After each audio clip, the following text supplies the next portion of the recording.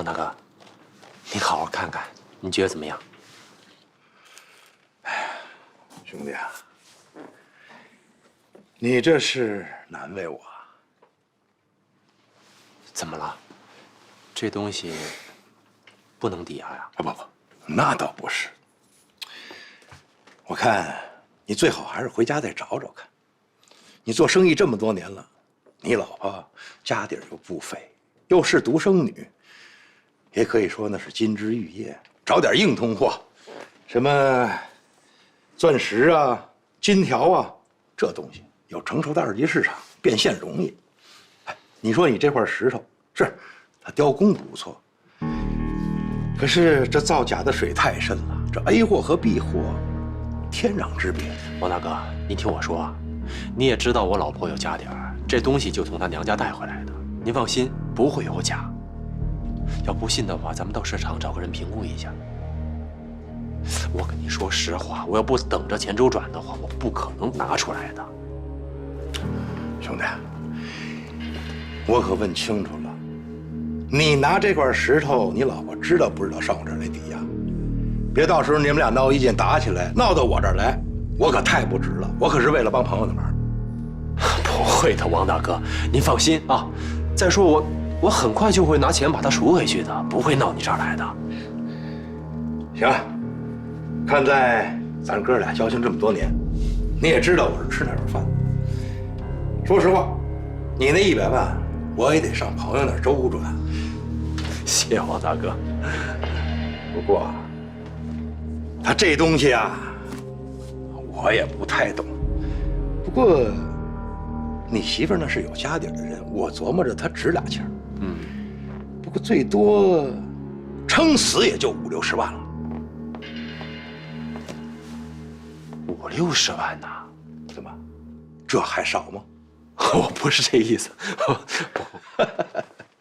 其实啊，咱哥俩这交情，这抵押物它就是走个景儿，走走形式，走个程序。你公司开这么大，我还怕你跑啊？行，就卖你个面子，借你100万。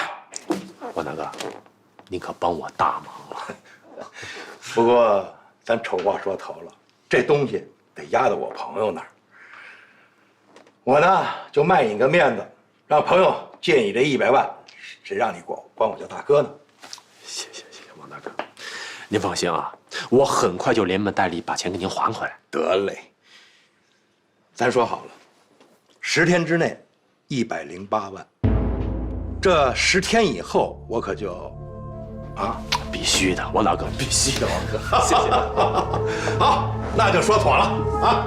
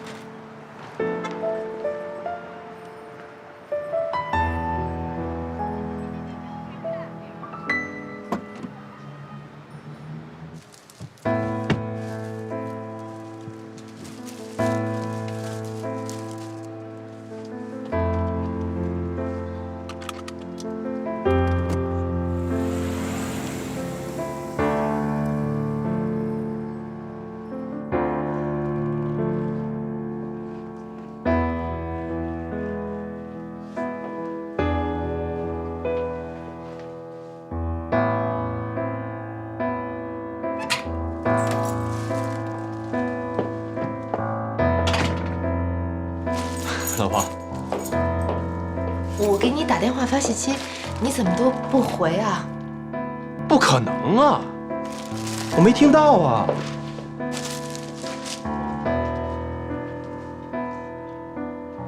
哟，还真有几个未接电话。华汇市场太闹了，根本没听见。有事啊，老婆？啊，有事儿。那个放在家里面的一块玉石，你看到了吗？玉？啊，什么玉啊？就是放在一个盒子里面的，大概这么大的，这么大。哦，对对对，我想起来了，我拿了。前两天想跟你说来着呢，后来乱七八糟那么多事儿就给忘了。拿哪儿去了？我还想问你呢，不是说不懂玉别瞎买吗？避免上当啊！你快说，你拿哪儿去了？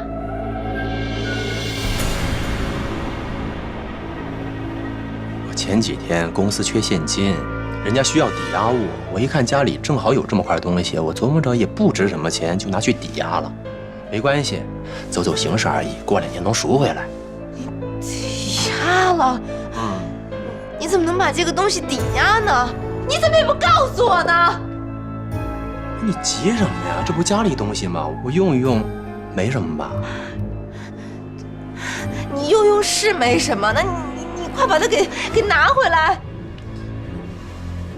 你快去呀！子月，前一段时间公司资金紧张，我为了公司的周转，我求爷爷告奶奶的，人好不容易答应给我们一笔钱，我为谁呀？我为咱们公司，为了咱们这个家呀！今天我又谈成一笔生意，我特别高兴，我兴冲冲的去到花卉市场买了一束花给你，因为什么呀？你喜欢花，我愿意你跟我分享。谁知道我进到门来以后，你不问青红皂白，劈头盖脸就给我一顿数，怎么了？一块石头那么重要啊？咱至于吗，老婆？你顶了多少钱呀？100万。100万，好，赶紧凑钱把东西赎回来。哎，我不是家里没钱吗？100万从哪儿凑啊？开玩笑吗？不是。我要把家里面值钱的、能卖的全卖了，把机器人股票全抛了，怎么着也能凑够这100万吧？哎，这玉有那么重要吗？看把你急成这样。那不是我的东西，那是别人存放在我这儿的，明白吗？存放？对。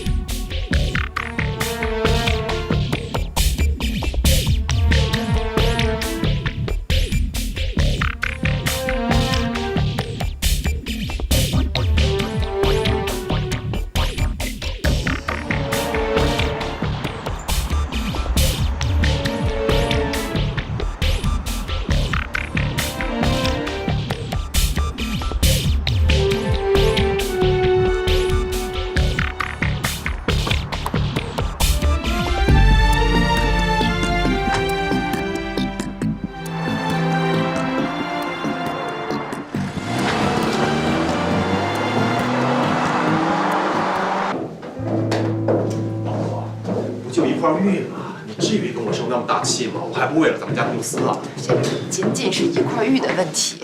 我问你，如果你有困难的话，为什么不去跟我爸商量一下呢？我不也是怕你们担心吗？再说我也就想借用一下，你没必要发那么大火吧？你这是借吗？你连跟我说一声都没有，这算是借吗？子月，我知道你最近对我有情绪，但你也不能这么看我吧？咱们夫妻那么多年，情分还不如一块破石头吗？标价再高，到时候要出手的时候还是有价无市啊！你还不如现在就给王老大算了，干嘛花那么大钱给他赎回来呢？明明是你的错，你怎么说话还能这么理直气壮呢？我告诉你，这块玉不管我花多大的价钱，我也要把它赎回来。子越，听我说，咱们没有啊啊！我知道，我知道。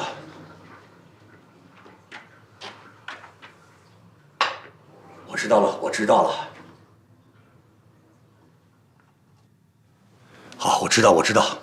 这样吧，你把上个月的账单复印一份送到我家来，我看了以后再说。好，就这样。怎么了这是？公司来的电话。思文不是在公司吗？怎么打到你这儿了？正因为他在公司，才会出这种事儿。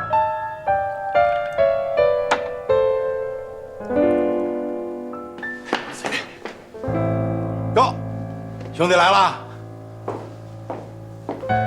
王大哥，这我爱人。子越，这王老板。难得尊夫人大驾光临，不是荣幸。来来来，坐坐坐坐。这是我这兄弟啊，昨天刚送的茶，味儿不错，要不要尝尝？王大哥，茶就免了。今儿我和我爱人过来就想谈一谈玉的事儿。哎呀，老弟啊，现在呢，出了点事儿，我百分郁闷，一直没找着合适的时间跟你说呢。什么意思啊，王大哥？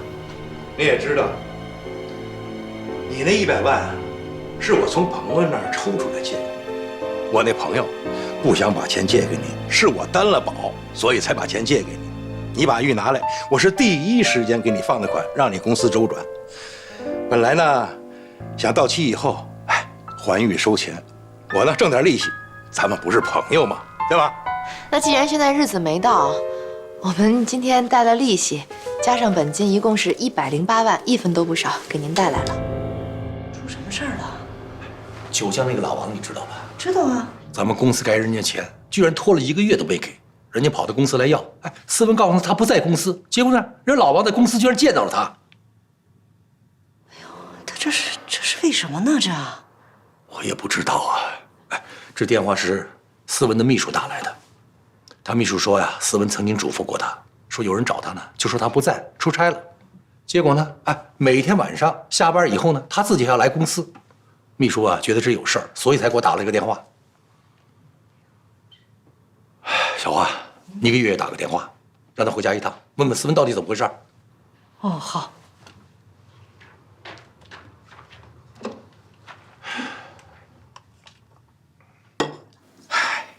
贝贝，我话还没说完呢。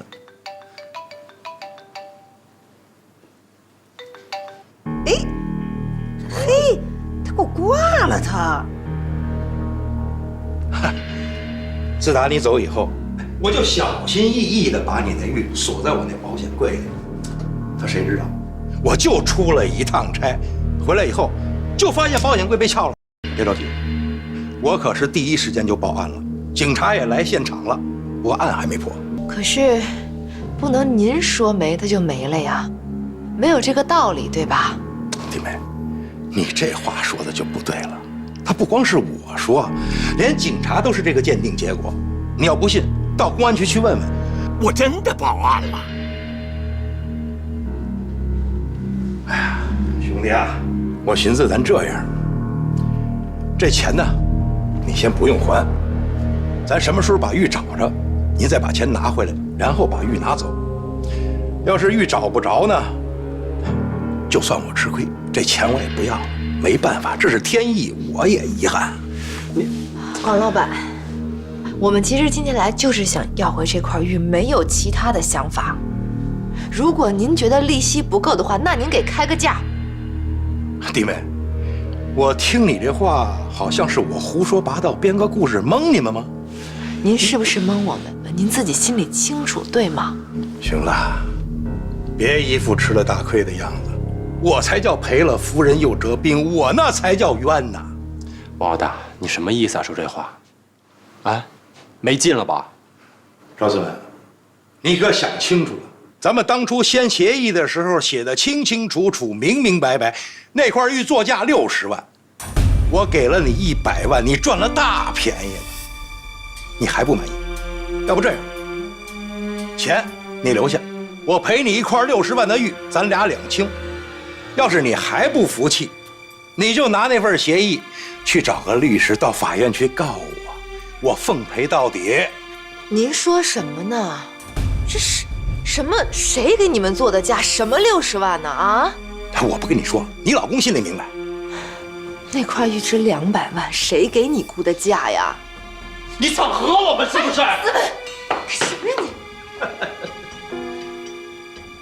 我愿意，我保险柜被盗，我也有损失。那你们这是什么公司啊？啊，是骗子公司吗？请你把东西还给我们。你的东西哪儿写着呢？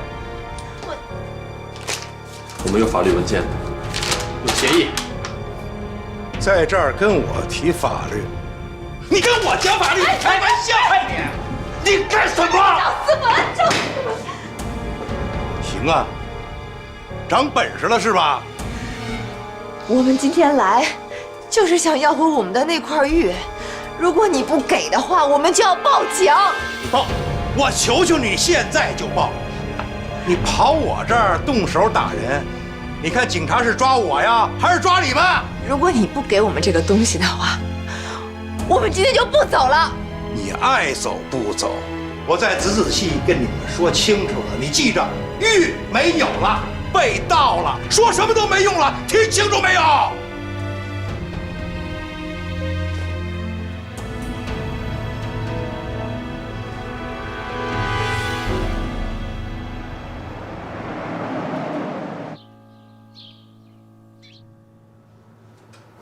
老程啊，破月也不会出什么事儿吧？哎呦，想什么呢？不会有事儿的。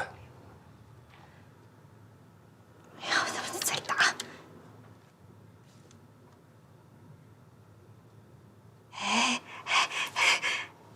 妈，您有什么事就快说吧，我这正忙着呢。哎，你别挂，别挂，你先别挂。我跟你爸爸就想问你，你最近跟赵思文好不好？你们忙什么呢？挺好的，晚一点再打给你吧。啊，就这样，拜拜。怎么回事？挂了。那月月到底怎么说的呀？哎呀，他说他跟赵思文没有什么不好的。那这孩子，你说这。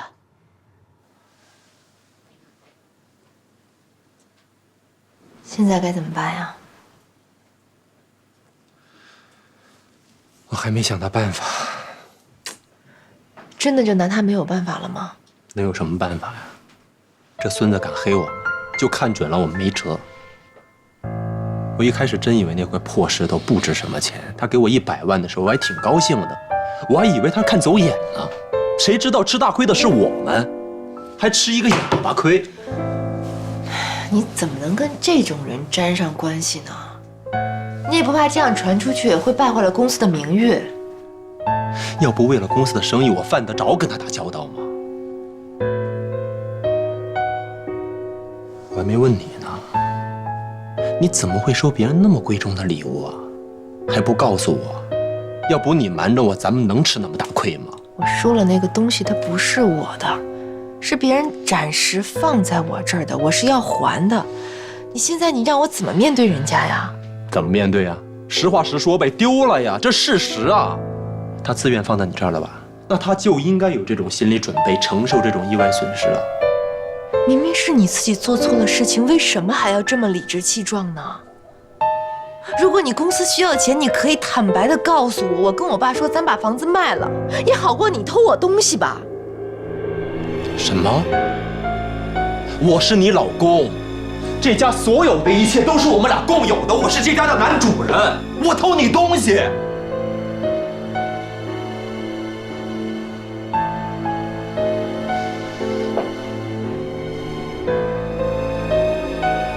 我还没问你呢，这块玉谁送给你的？我问你话呢，程子月。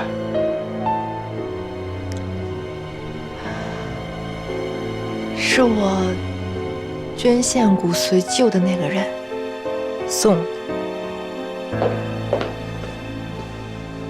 捐骨髓？你？我怎么不知道啊？没打算让你知道。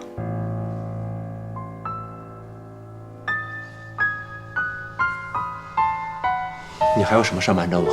说说吧。没有什么，其实不告诉你们就是不想让你们担心，不想让你们拒绝，其他的没有别的。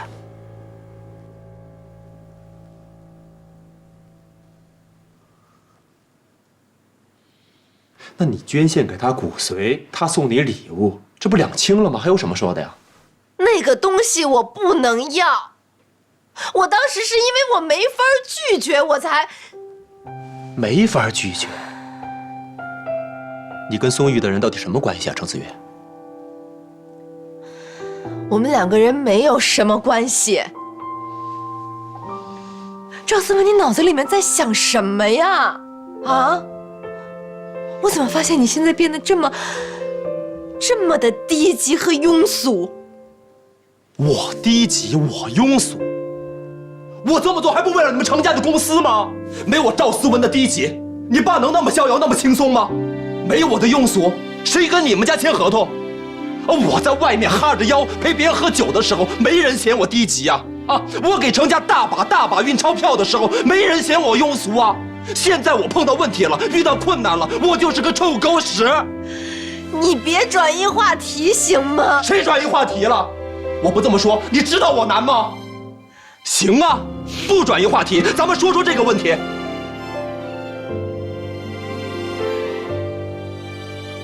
我觉得送你这块玉的人就没安好心。我算看明白了，程子玉，你心里肯定有鬼，不然你不会那么着急的。你干什么去？我偷偷去。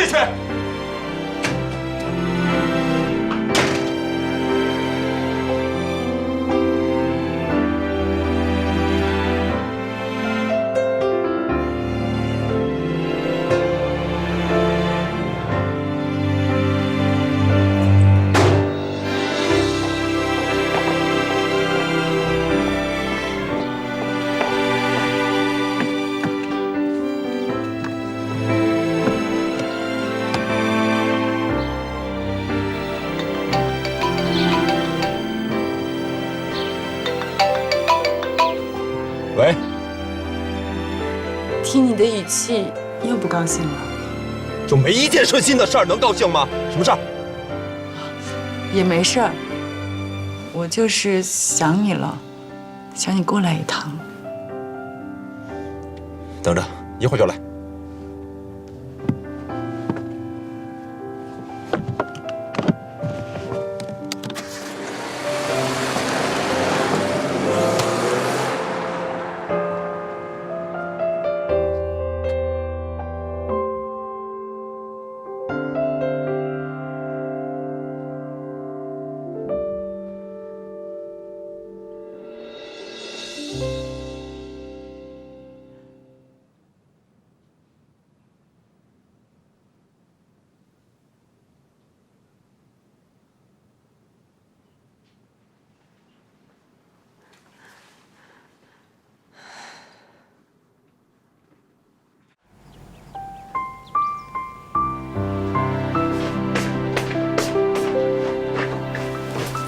哟，这是干嘛呀？请用早膳。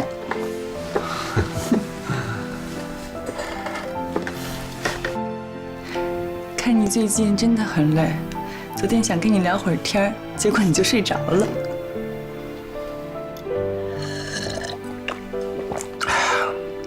最近真是太忙了，太累了。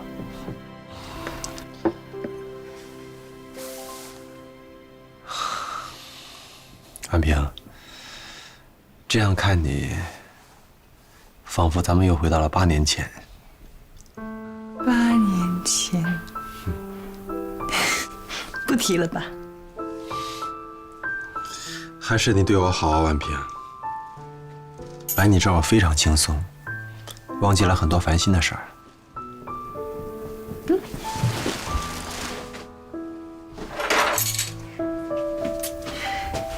你要觉得来我这儿轻松，你就没事常来，这里的大门永远为你开着。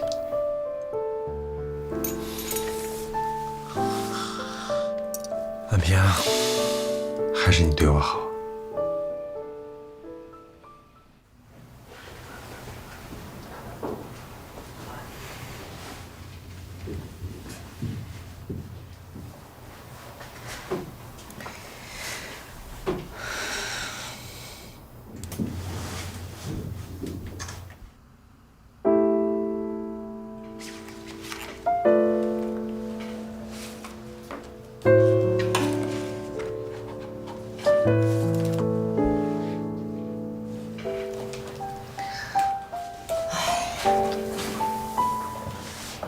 季月姐，怎么了？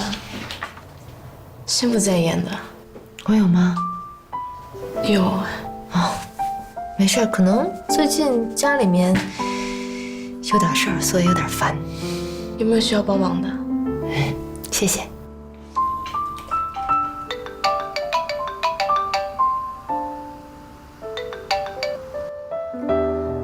喂，爸。哎呀，我是你妈。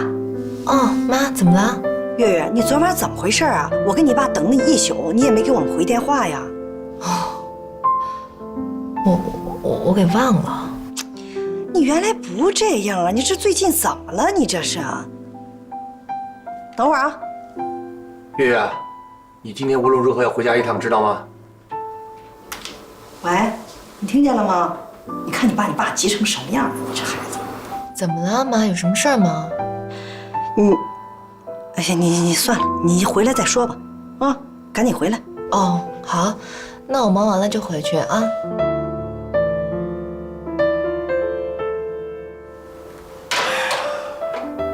老陈啊，注意你这心脏啊，心脏。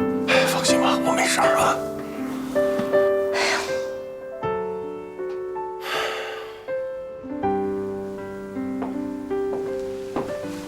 早点回家。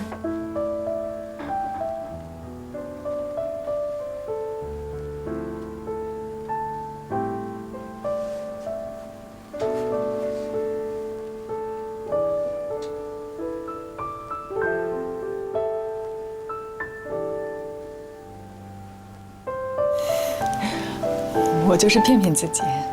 你走吧。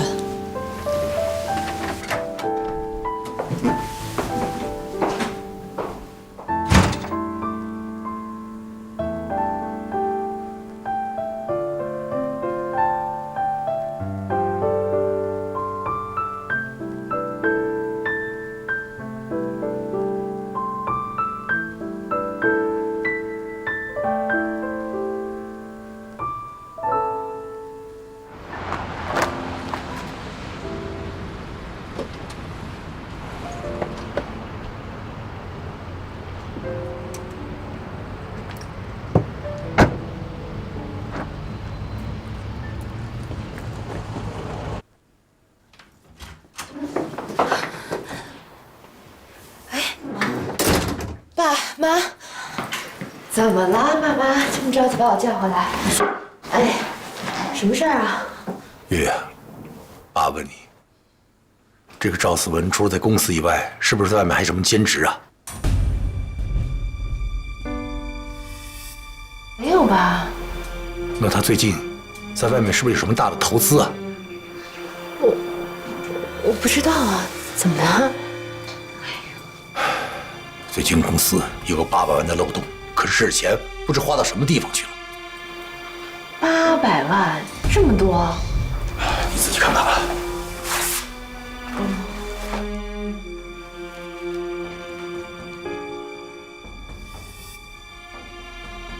哎，月月，你公公婆婆他们最近还好吗？你问这干什么呀？哎呀，我这不就问问他公公婆婆最近怎么样，是不是他们有什么需要？如果是，那不是情有可原吗？不管是谁，动用这么多钱，总得给我打个招呼吧？哎，我现在还是董事长吧？哎呀，是啊，爸，您的意思是说这事跟思文有关系啊？在公司里能动用这么多的钱的，除了我之外，只有思文有这个可能性。爸，你先别着急，回去以后我先好好问问他。月月，几百万，这是几百万啊！如果你爸不是确定他有问题，怎么能把你给找回来呢？月月，最近思文有什么反常的表现吗？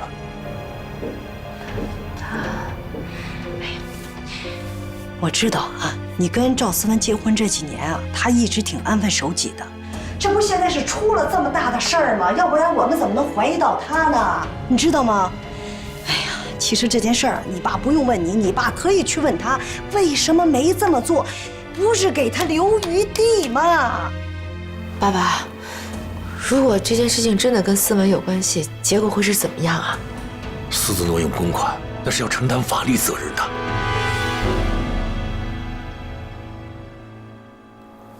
月月，我知道你一直很信任赵思文，不过你妈还是那句话啊，这人心隔肚皮。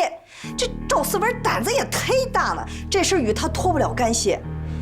这是公司的事儿啊，可不是家里的鸡毛蒜皮这点小事儿，你可别感情用事，听见没？爸妈，你们先别着急，我先回去好好问问他，我现在就回去。好，你去问问思文，有什么情况及时给我打个电话啊。去吧。路上可慢点开车啊，有事儿打电话。好的。哎，行吧，行，别走，别行，快走吧，快走吧。慢点开啊！哎。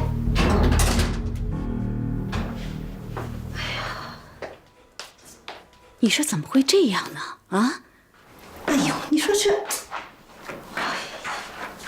怎么会呢？你好像……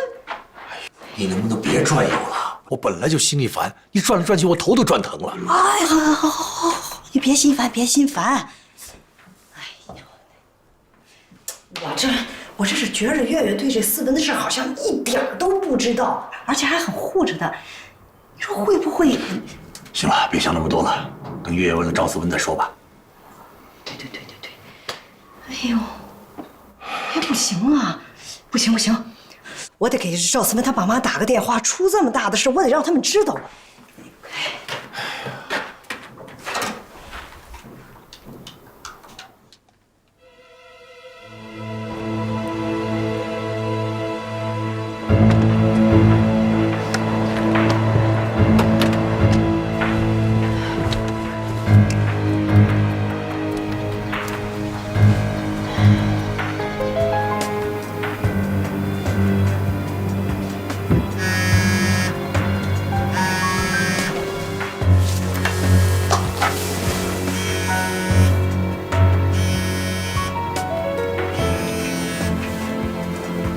喂，你在哪儿？公司呢？怎么了？现在马上回家，我有事跟你说。什么毛病啊？一大早让我回家，我这忙着呢啊。我说了，我有事儿跟你说。如果你不回来的话，那我去公司找你。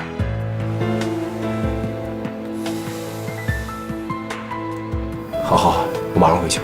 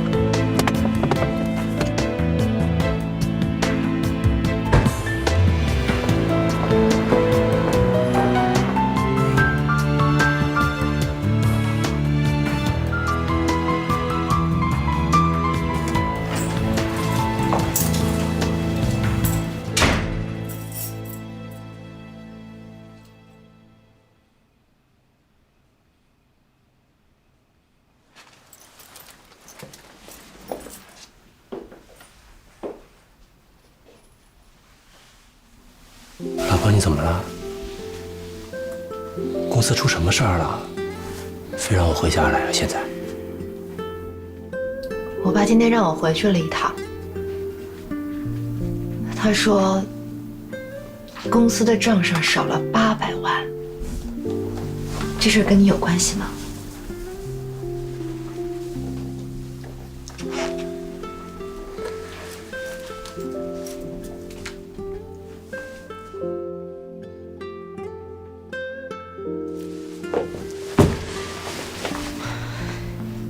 你干什么呀？你起来。老婆，这次你一定要帮我。你先起来，你有什么事起来再说。你不答应我，我就一辈子不起来。到底是怎么了？能告诉我吗？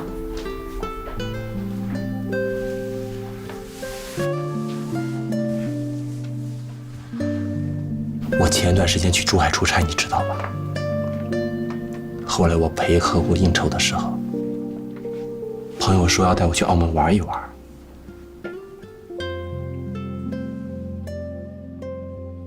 你去了吗？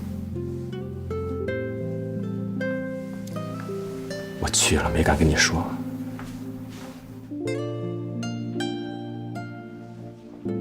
他们带我去了赌场，说就去玩一玩，小赌怡情，没什么大不了的。我也就想着去看一看，所以我就……然后呢？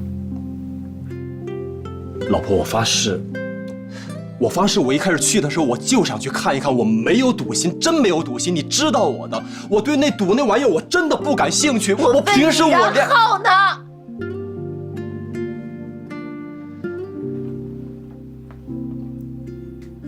我进到赌场以后，我没想到赌场那么大，那么壮观，我傻了，我一开始也就坐在他们旁边看一看，后来他们就忽悠我说你玩一玩吧，没什么的，挺小的，没关系，我就上手了。我坐下来一上手，所有事情都不由我控制了。说实话，我一开始只输了一点儿，我就输了一点，我不甘心，我想扳回来，我想我手气没那么臭，我就越玩越大。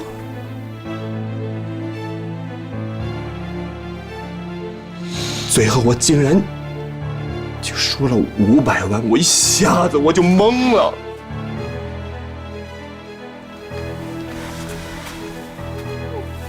回来以后，我就一直在想，我要还珠海朋友的钱，所以我就，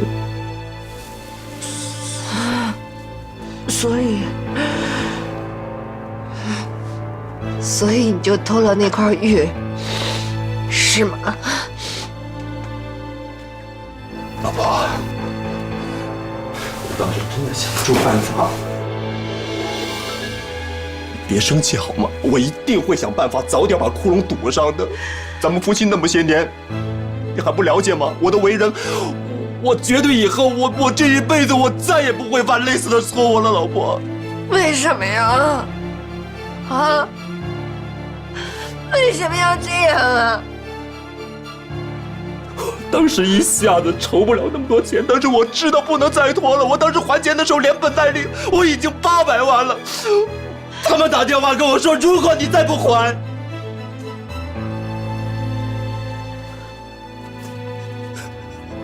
我就还不了了。我当时真是没有办法，我才会那么糊涂的。老婆，你知不知道今天我爸在家问我的时候，我还帮你掩饰，我还帮你盖躲，我觉得你不会是这样的。这种事怎么会发生在你的身上呢？老婆，现在只有你能帮我，你能不能求求咱爸消消气儿？你老公这些年鞍前马后、做牛做马的，为公司也挣了不少钱，能不能就算是将功补过呢？你让我怎么帮你？我怎么跟我爸说？这不是8万、80万，是800万。我知道，你拿什么将功补过啊？我知道我对不起你，我对不起咱爸，我对不起咱们的公司，我更对不起咱们这个家。你打我，打我，打我！你打我啊！我现在真没办法，只有你能救我。你现在让我怎么帮你说呀？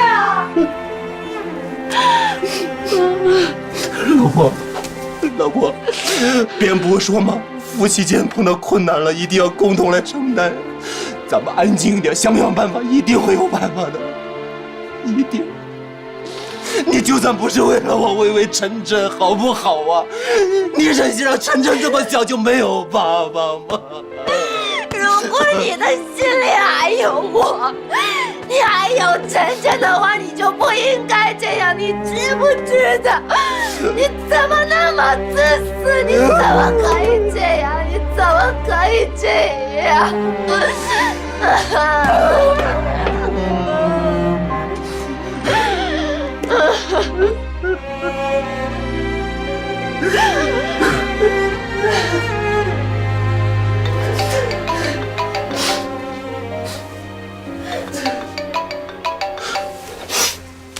老婆，我妈打电话来了，我求你先别告诉我妈好吗？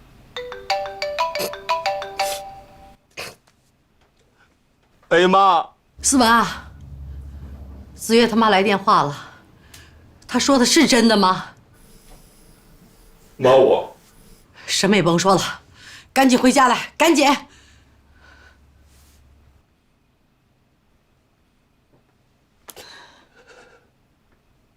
老婆，我妈打电话来说，你妈已经跟她说了，让我们赶紧回家一趟。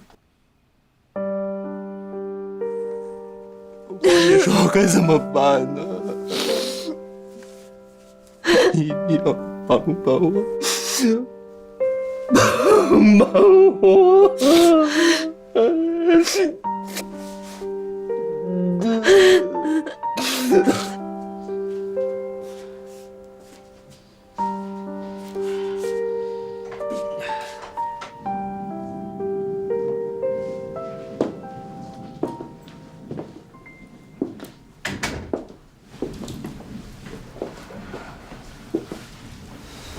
回来了。晨晨呢？在房间写作业呢。哦，那我去看看他。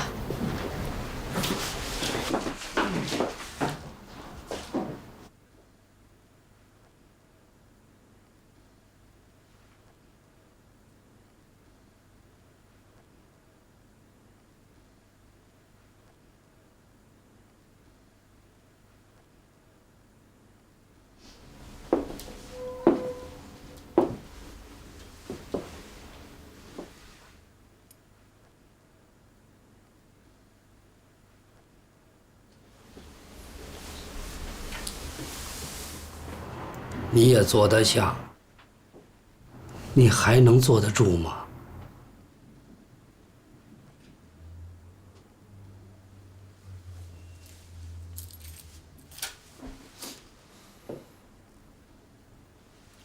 思文，那事儿是真的吗？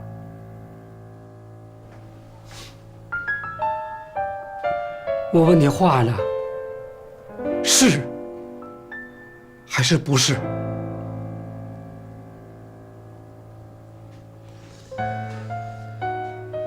我错了吧？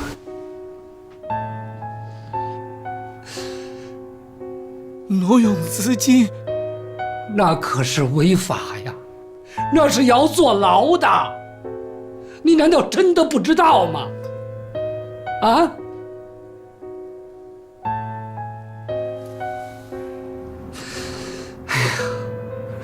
我今天都不相信自己这耳朵。我活到这么大岁数，我觉得今天我丢人。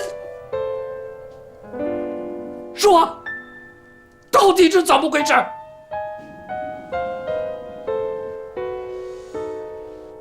说话呀！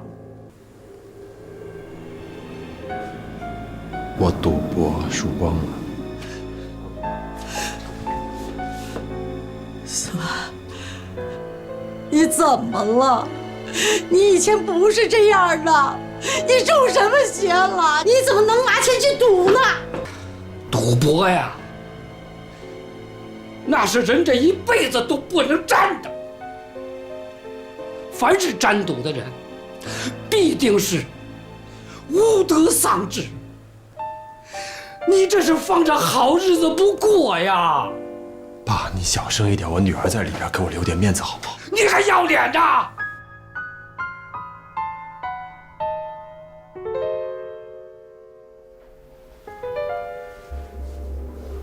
写吧。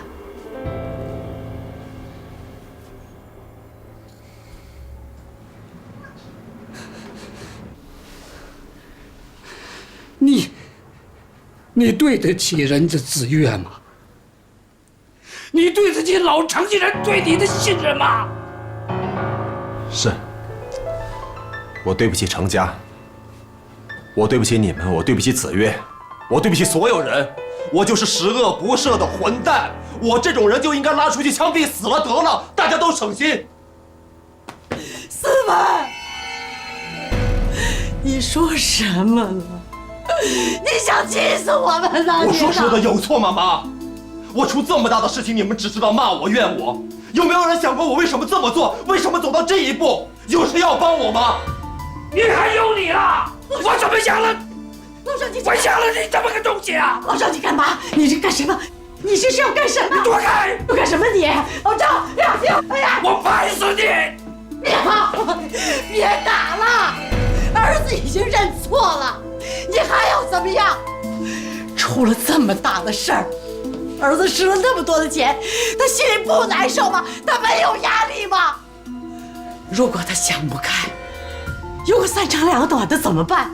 你就算今天把他打死了，钱能回来吗？老赵，钱能回来吗？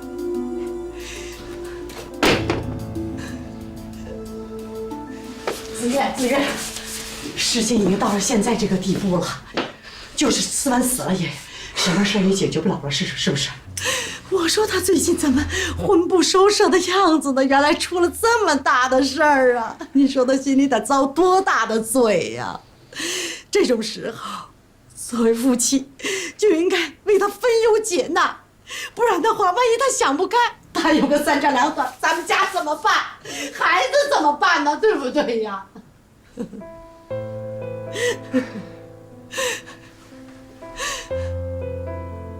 老赵，你说句话呀！怨我，都怨我，是我没教育好这个孽种。哎呦呦，爸，别这样，别这样。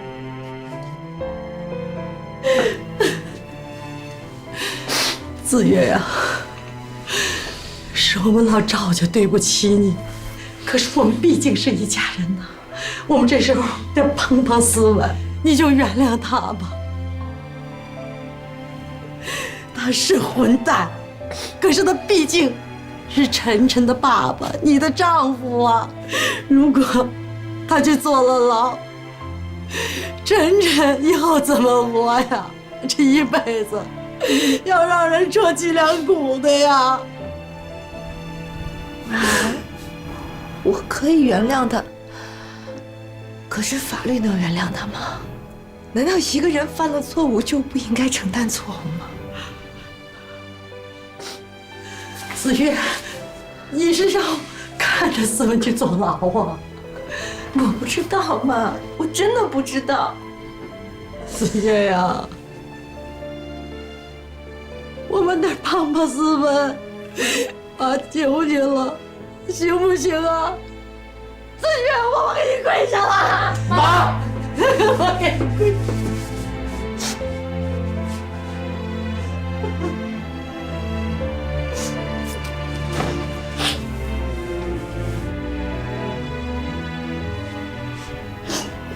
你起来。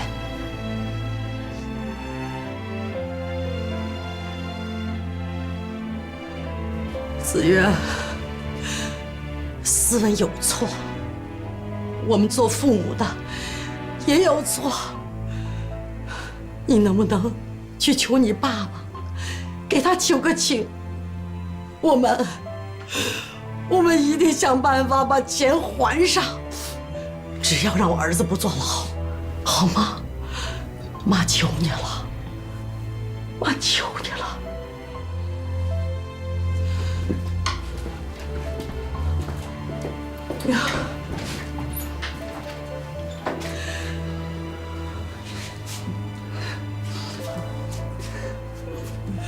你呀，你现在求谁都没用啊！你只有去求子越的爸爸，就等你的岳父对你的原谅，那样你小子才有活路。儿子，快去啊！去吧啊！站起来，儿子。老婆，老婆，老婆，老婆，老婆。请你以后不要再这样叫我，行吗？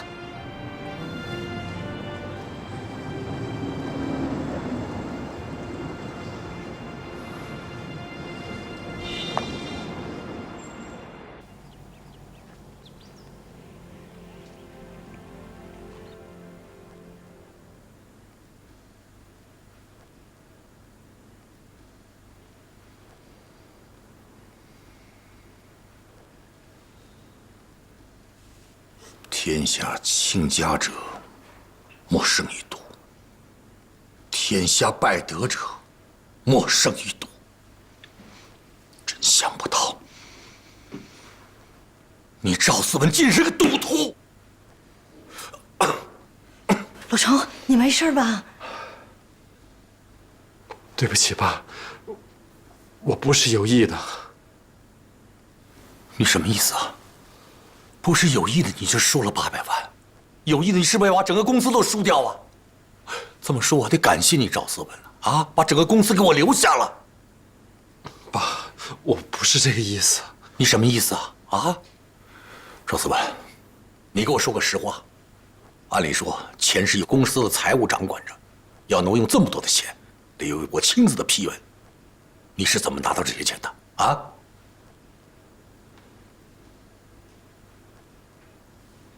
爸，是我骗了周涛。我说是您允许的，他就把钱转给我了。你的胆子怎么会这么大呢？我本来打算把公司交给你来管理，你说这样我还能信任你吗？对不起，爸，对不起。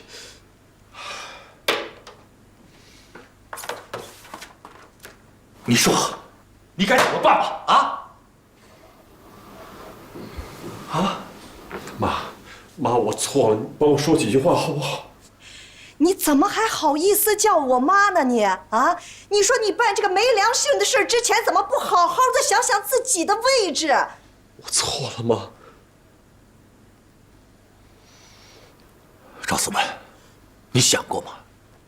私自挪用资金，那是要承担法律的责任的。你想过这后果吗？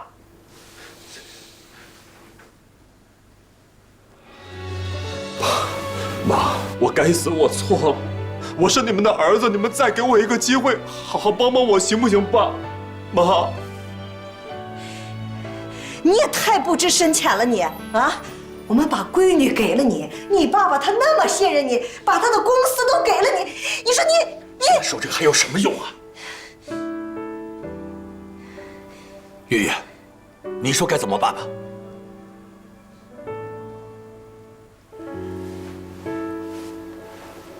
爸，公司的事情我一向都是不管的。再说他是我老公，你让我说什么呢？他又是晨晨的父亲，但是他也是你的人呀。如果你不惩罚他的话，你怎么向公司其他人交代？就算我要保他，那法律呢？法律可以原谅他吗？老婆，你瞎说什么呢？你在爸妈面前好好帮一帮我老婆。我是你老公，我是陈正的父亲，你怎么能这样说呢？子越，子越，你们先回去吧，让我好好想想。子越，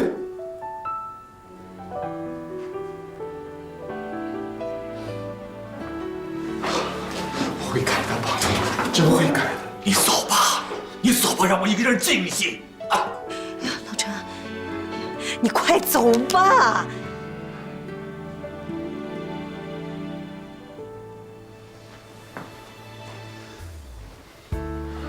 没事吧？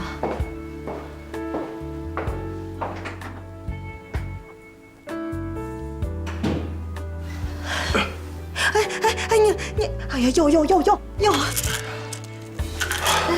快！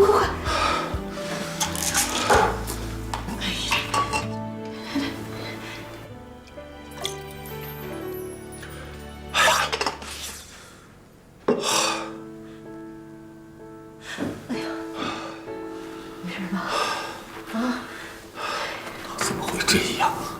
他怎么能这样？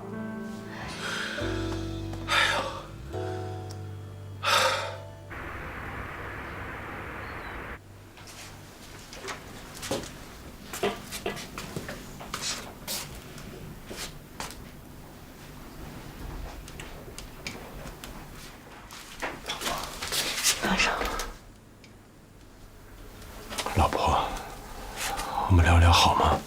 放手。能不能帮我去求一求爸爸？怎么处置我都可以，别让我坐牢。如果当初你知道你可能会有这样结果的话，你还会那样做吗？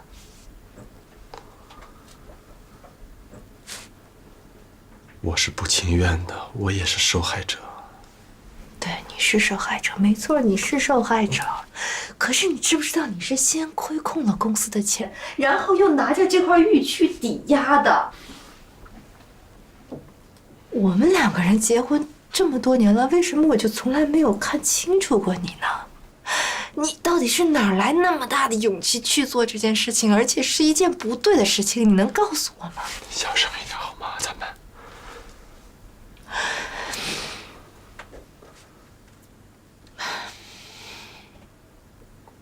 这件事情，我真的不知道我应该怎么帮你。一个人做错了事情，是要学会承担责任的。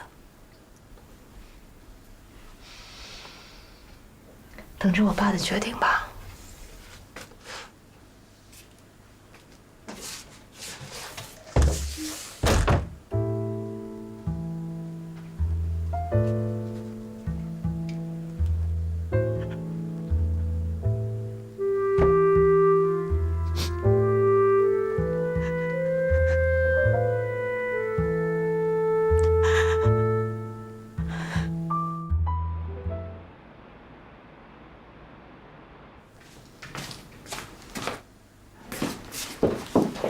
哎，老婆，晨晨，来吃饭，快！不用了，我带晨晨出去吃。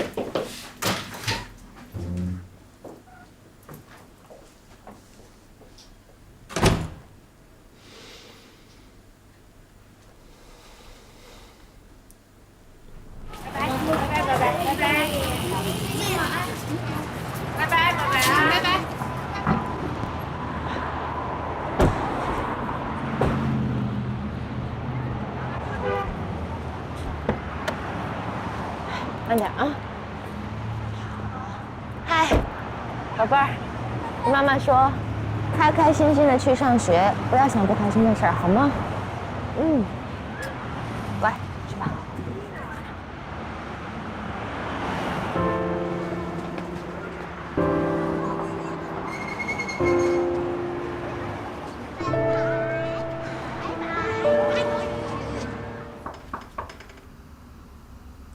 谁呀？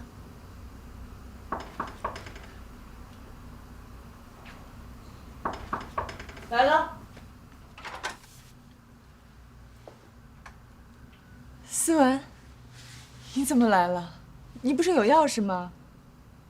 怎么了？不欢迎吗？怎么会？快进来，我一直等你呢。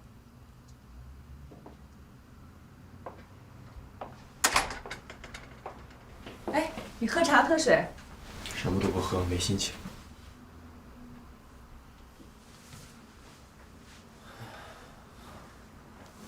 怎么了？出什么事儿了？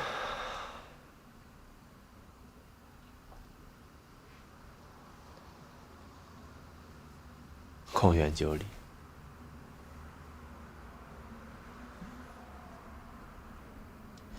你知道这房子怎么弄来的吗？我挪用了公司款。现在事情败露了，老丈人准备让我去坐牢。坐牢？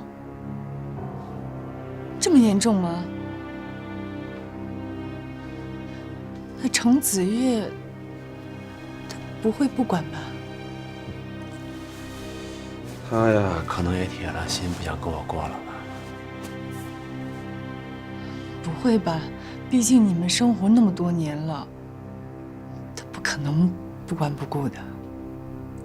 我现在算是看透了，靠谁都靠不住。别人想给你了，就给你；不想给你，分分钟的事。靠谁都不如靠自个儿啊！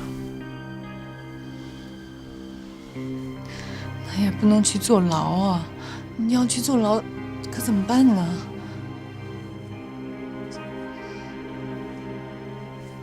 现在就等着我老丈人的决定了。他想让我坐牢，易如反掌。你老丈人忍心这么做吗？他能狠得下心让他女儿，让他最疼爱的外孙女儿以后就孤苦伶仃吗？你们毕竟是一家人，一家人他怎么……对呀，我还有晨晨啊，我还有晨晨。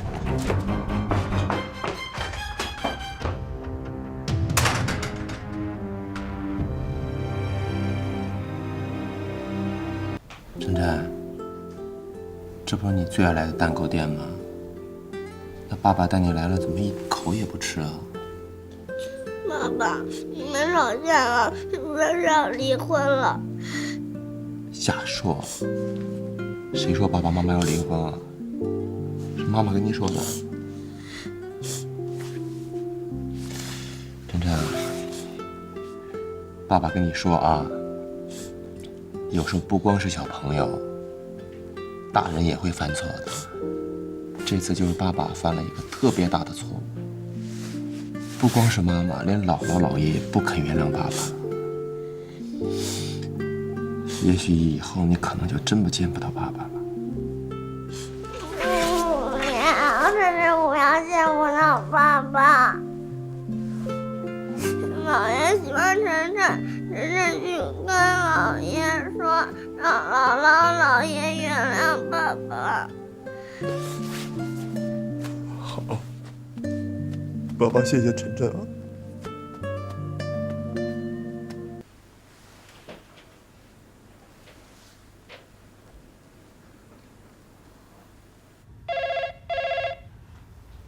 谁呀？这是？喂，姥姥。哎呦，晨晨，哎呦，大宝贝儿，想姥姥啦？姥姥，我有话要跟姥爷说。找你姥爷呀？行行，我给你叫啊。如果是赵思文搬救兵，别答应，听见没？哎呦，我知道了，放心吧。晨晨，想老爷了是吧？想。姥爷，我有事想求你，你一定要答应我呀。哦，晨晨有事求老爷啊？什么事儿啊？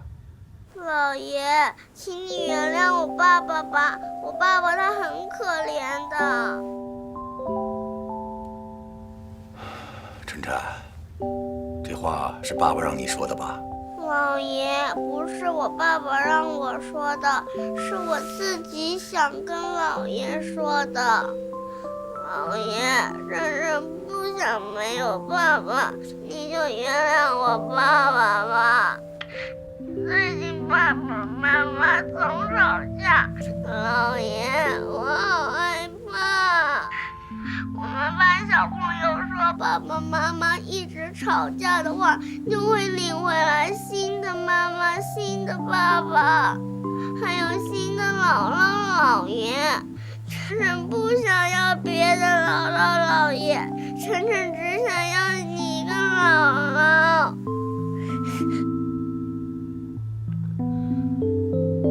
好，晨晨乖啊，晨晨，听老爷的话，别哭啊。老爷。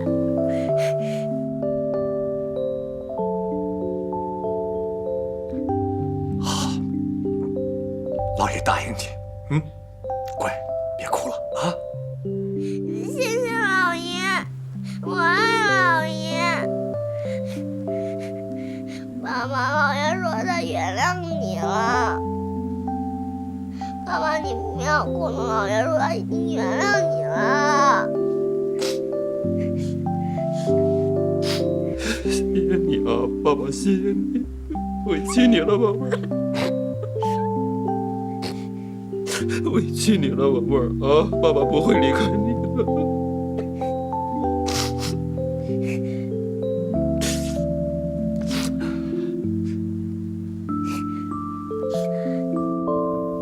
我就知道会是这么个结局。算了，什么都不说了。我只是不愿意看到程程这么伤心。我们就再救他一次。真希望这一次能够挽回他的良心。算了，这一刀我就自己挨吧。我想办法把钱凑一下。不过公司的事情，再不能交给他来。你说，我现在想想我都后怕。你说这个赵思文，当初他接近月月，会不会就是有目的呀？其实，就算赵思文当初接触月月是为了钱，我也不担心。因为人谁不想有钱呢？我只是担心这个赵思文另有所谋啊，所以让月月当一个名义的董事，这样对公司对月月都比较稳妥一点。对。哎呦，你说我真是后悔啊！你说咱们当初怎么就……不说这么多了。哎呀。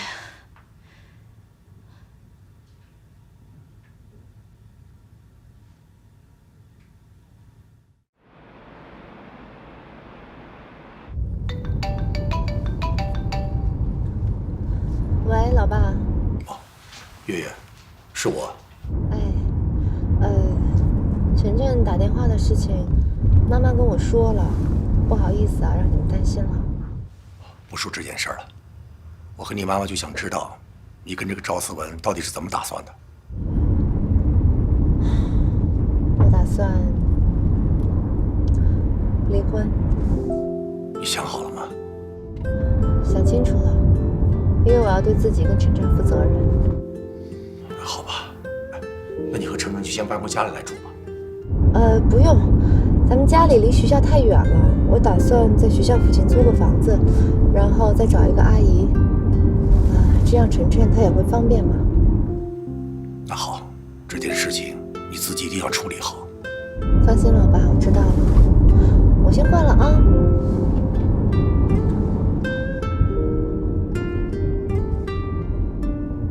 哎呀，到底说什么呢？看来月月已经想好了，要跟赵思文离婚。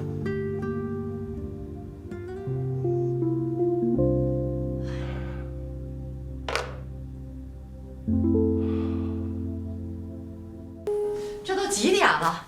这思文怎么还不回来呀？这怎么回事啊？一会儿思文回来呀，你催催他，让他赶紧上他老丈人那儿去一趟。那你怎么不说呀？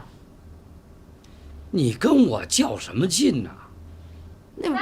啊，咱家那银行卡呢？什么卡呀？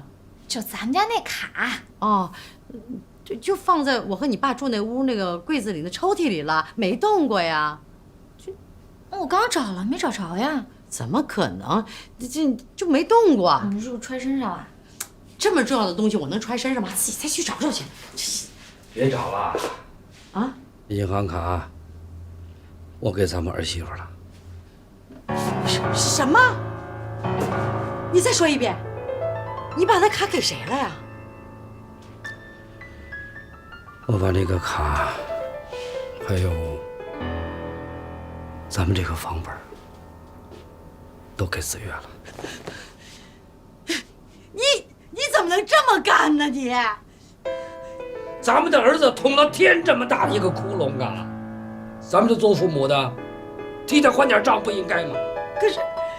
可是咱俩事先商量好的，给他们打欠条，慢慢还。你就这么自话自说的把房子给了别人，我和女儿住哪儿去啊？啊，我们娘俩住哪儿啊？啊！这是，爸妈，这一会儿哥回来了，你们俩千万可什么都别说啊。爷爷奶奶，嘿，宝贝儿，怎么了？渴不渴啊？要不然姑姑给你倒水喝。我不喝，我去写作业了。好吧，乖。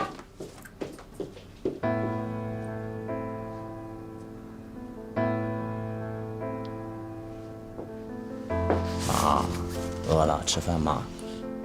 吃，你就知道吃，你还有心思吃啊？出了这么大的事儿，你怎么就不往心里去呢？我真服你了。我怎么没往心里去啊，妈？爸，我这心也乱呢。我这不是不愿意成天耷拉搁脸上。爸妈回来了。老婆，不用，谢谢。这一天也怪累的了，你歇会儿，一会儿饭就好了啊。好，来坐。来，快坐，歇歇。哦。那个，谢谢。我来呢，是要把房本和卡给您送回来。你怎么又给拿回来了？我不能收。房本怎么回事啊，爸？你们俩都在，我跟你们说个事儿。说什么吧？你妈呀，到子月父母家去过了。你们要干什么呀，爸？干什么？还不是为你，还不是为了帮你求情。这个银行卡和房本是我交给子月的，离你差的那800万呀，还差得远呢。4万，剩下的钱你要自己想办法还上。爸爸妈妈也只能做这点了。那爸，你跟我妈还有我妹，你们住哪儿啊？住哪儿？你说住哪儿？我们住在大马路上去，还不是因为我瞎了眼嫁给了你的爸爸，又生了你这么个不争气的儿子。思文呐，你妈饶了我要住在大马路上去了。妈，对不起。妈，别这样，您看这不是给您送回来了吗？送什么送啊？收就收下了，是我儿子欠你们的，就该还的。别这样跟嫂说话。是我做主，把这银行卡还有房本交给子月的。知道为什么没跟你说吗？子不教，父之过。你这个当妈的也有份儿。可是我们事先是商量好的，打了欠条慢慢还。你自作主张，就把房子给了别人，我们娘俩住哪儿去？让我们住大马路上去你？欠条？爸，什么欠条啊？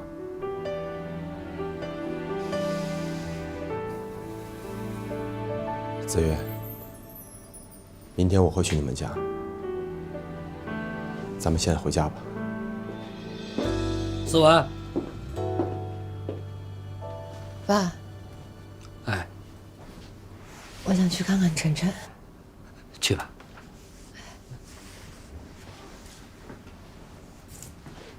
思文，你过来。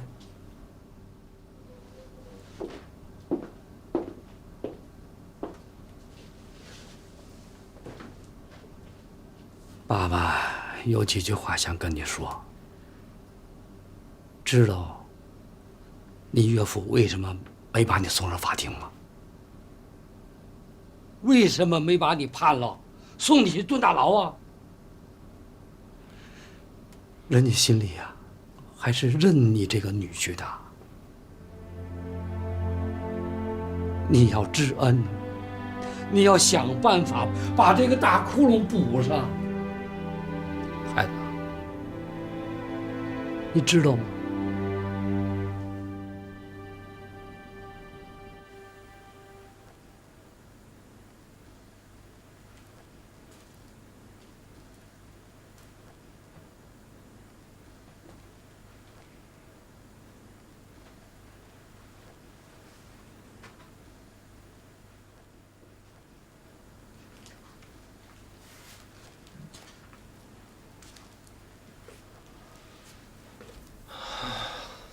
坐坐吧。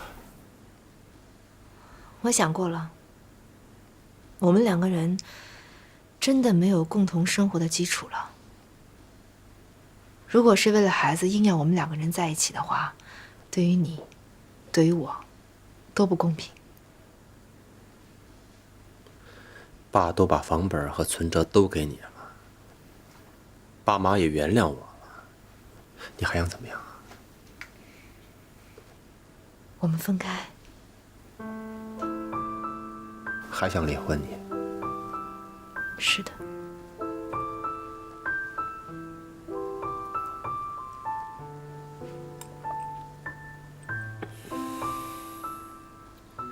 离婚这件事情不是你一个人说了就算的。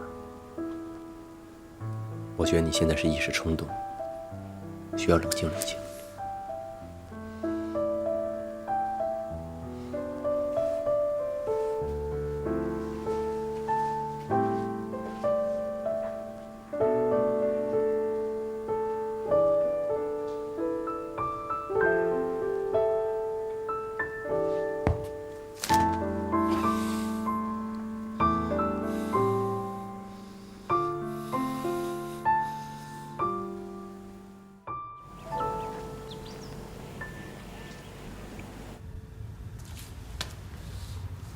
哦，妈，我带一支水笔。行。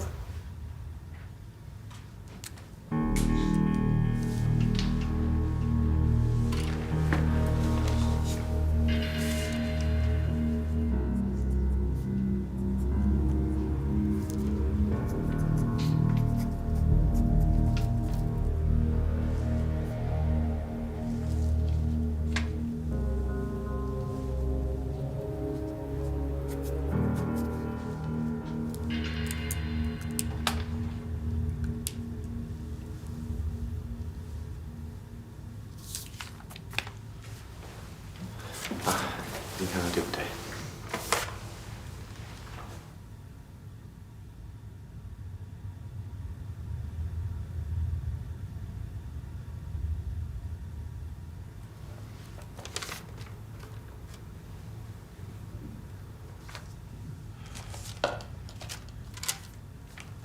爸，谢谢您再给我这次机会，我一定会好好改正的，好好对我们这个家庭的。思文，你看好了，这是之前你妈妈让你妹妹打的欠条。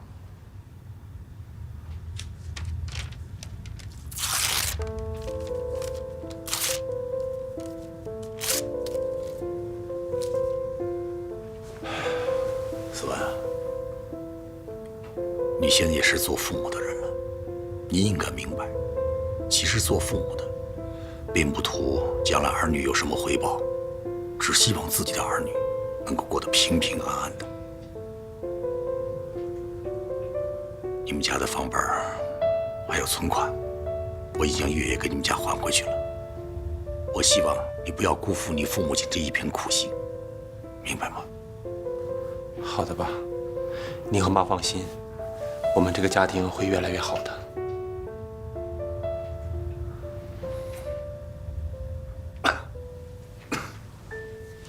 怎么了，爸？没事儿，老毛病了。上医院看了没有？看了，还开了点药，吃着还挺有效果。那也要多注意啊。你们回去吧，啊，让你爸早点休息。爸，我们先回去了。走吧。妈，爸，你们保重身体啊。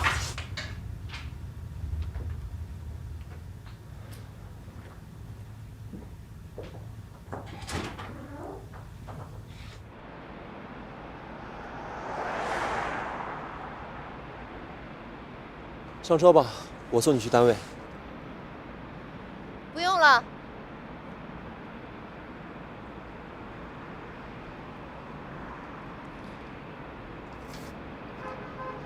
子越，你要怎么样啊？能不能理解理解我？你要怎么样才能原谅我呢？我不也是想保护晨晨，保护咱们这个家，我才被他们一步步逼到今天，被他们拿住的吗？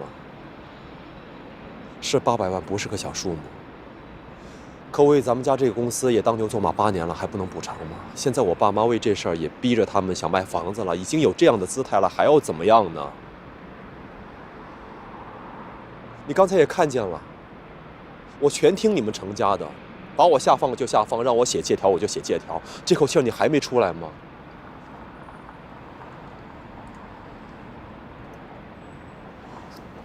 我们2个人还是好好想一想怎么办手续吧，越快越好。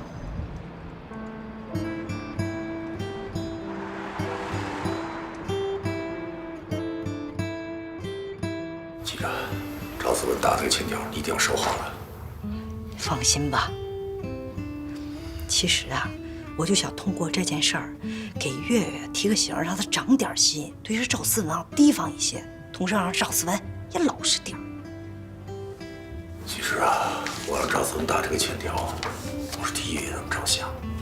倘若赵思文在今后真的变心了，对月月程程在经济上也是一个补偿啊。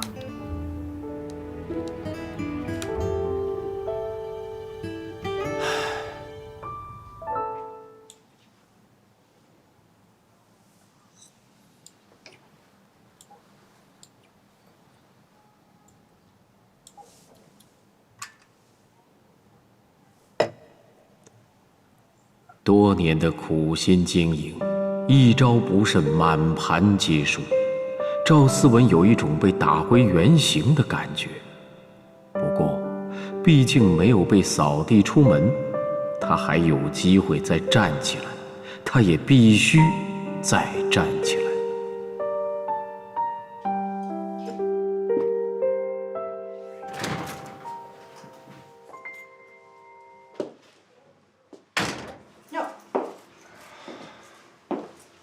是吧？这怎么这么早就回来了？没在公司啊？啊？我爸呢，爸？哦，在屋里呢。哎呀，还去公司干嘛呀？你儿子现在是公司里边最不起眼的人，我不在公司，没任何人注意我。哎呀，思文，不是我说子越他们家，他们也真干得出来。要不啊，你换个工作得了。给他们家当牛做马，还受着气，这什么事儿？这是？妈，你这公司里面人怎么说我？怎么说呀？说你儿子就吃软饭的，啊，我呀就嫁得好，没程子越他老爸，我什么都不是。他怎么这么说呢？啊？爸，思文呐，就你做的那些事儿啊，你老丈人宽容你，还给你机会，你怎么能在这抱怨呢？你应该知足，你应该感恩才对呀。他老丈人是不是一直重用他？都是你自己放纵自己，才走到今天这个地步。你还抱怨，我都替你丢人。说完了吗？我在你们眼里，我就是一个罪人，我一无是处，我还在家里面待着干嘛呀？我走了。哎呦，思文，你看你妈没这么说你呀！你瞧瞧，你瞧瞧，他这是成心要气死我。老赵啊，今天儿子是受了委屈，他说的是气话，你别往心里去，别在意，别生气，好不好？你不光思路有问题，你立场也有问题。好，我有问题，我有问题，你别生气行不行啊？你别生气，来，喝点水，喝点水。我不喝。哎呀，老伴儿，你这家见面就吵，老生气。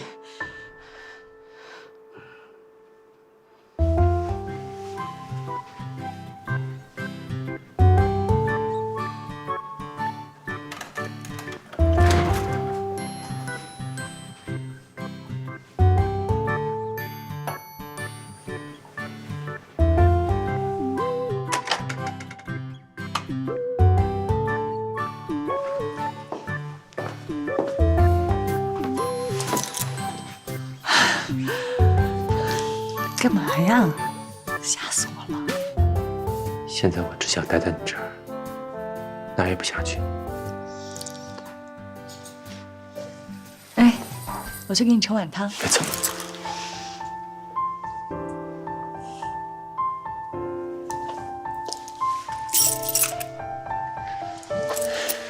乖，我就去给你盛碗汤，马上过来。你先坐会儿，坐会儿。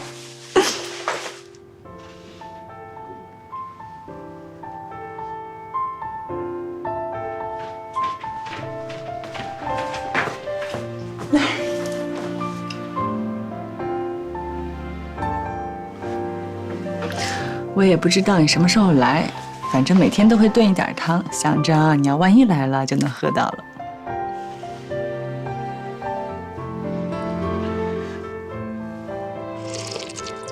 怎么样？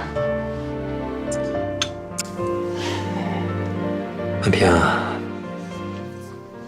我到现在才知道，什么都比不过家里有一个温柔的知心人。你说男人在外面拼死拼活求什么呀？不就求回家来有口热饭吃，有个说知心话的人吗？我赵思文不就犯一点错吗？哎，我近8年的努力拼搏，瞬间就一文不值了，好像我对程家一点贡献都没有。那你还打算翻脸呀？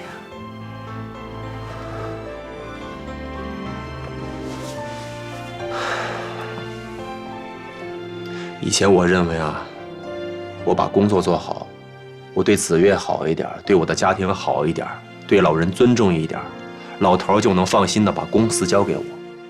现在我看来，全都虚的，不可能。公司该是谁的还是谁的，老头压根儿没把我当成自家人过。那你打算怎么做呢？我还没想好呢。反正程子越跟我提出离婚了。他说要跟你离婚，那你怎么想的？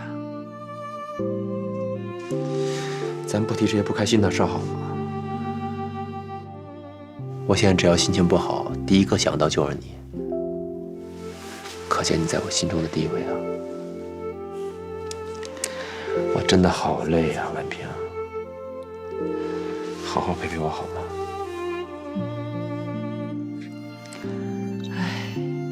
谁是用情最深的那个，就注定他付出的多，